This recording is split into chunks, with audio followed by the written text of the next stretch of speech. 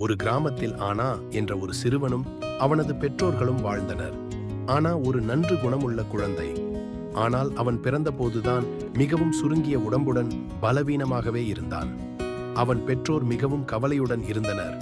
இவன் சுகமாக வளர முடியுமா என்ற கேள்வியுடன் ஒரு நாள் அவர்கள் ஊரிலுள்ள தேவாலயத்தில் ஒரு சிறப்பு ஆராதனை நடந்தது.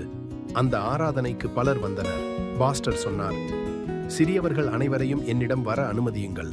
அவர்கள் சொர்க்க ராஜ்யத்திற்கு உரியவர்கள். பாசமாக பேசிய பாஸ்டர் குழந்தைகளுக்கு ஆசீர்வாதம் செய்யத் தொடங்கினார். ஆனாவின் தாய் தன் குழந்தையை தூக்கிக் கொண்டு பாஸ்டரிடம் அழைத்து சென்றார். பாஸ்டர் தன் கரங்களை ஆனாவின் தலையில் வைத்து சொன்னார், இயேசு இவனை ஆசீர்வதிப்பார். அவன் சுகமுடன் வளர்வான். அவனது வாழ்க்கையில் ஒளி பொங்கும். அந்த நாளுக்கு பிறகு ஒரு அதிசயம் நடந்தது. ஆனா தினமும் சற்று சற்றாக சுகமடையத் தொடங்கினான். அவன் உணவு சாப்பிடத் தொடங்கினான். நடக்கவும் கற்றுக்கொண்டான். மாதங்கள் கடந்து செல்ல ஆனா ஒரு புத்துணர்ச்சியுடன் வளர்ந்தான். அவனது பெற்றோர் தினமும் இயேசுவுக்கு நன்றி கூறினார்கள். கற்றல்: இயேசு குழந்தைகளை மிகவும் நேசிக்கிறார்.